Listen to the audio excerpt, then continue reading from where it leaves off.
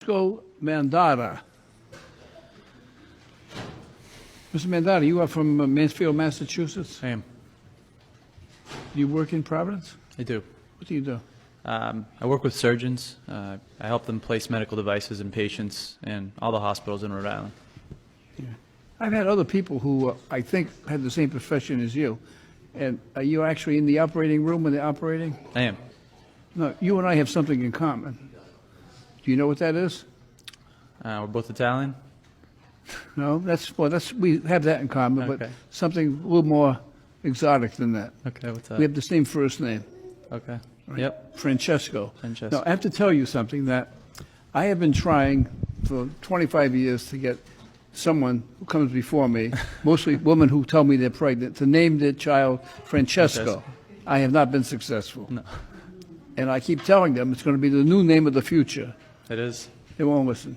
Now, is there a reason why your parents named you Francesco? I was born in Sicily, so I'm.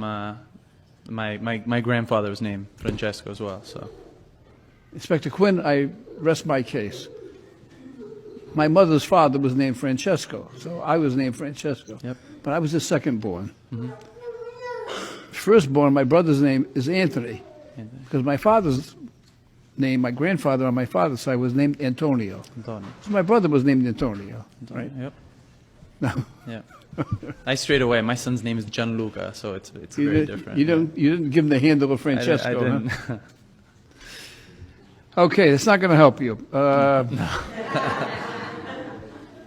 You have an expired meter on Francis Street. What do you want to tell me about that? So I'm I have nothing to say against that. I never received the physical ticket on my car. So the first communication I received was home. The summons. So and so that was the only that was the first time I knew about that ticket. So if that was expired, then I'm sure it was my error.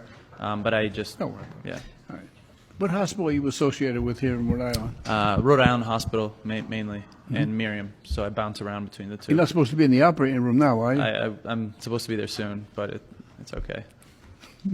the hospitals usually run late. There's so some it's poor okay. person on a gurney saying they're not operating yet Yeah. because It's okay. Francesco is before the traffic court. You're also in charge of going through a red light on John Partington Way. We're going to look at it. Okay.